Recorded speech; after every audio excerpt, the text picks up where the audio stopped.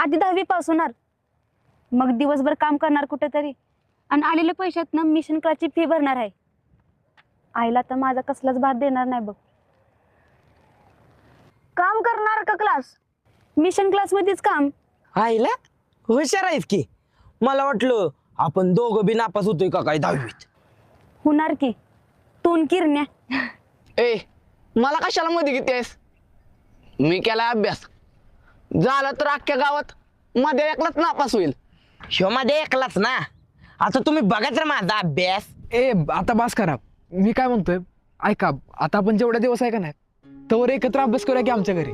म्हणजे आता बघा, इथनं जायचं आणि आमच्याच घरी चहा प्यायचा आणि मग बसायचं अभ्यासाला.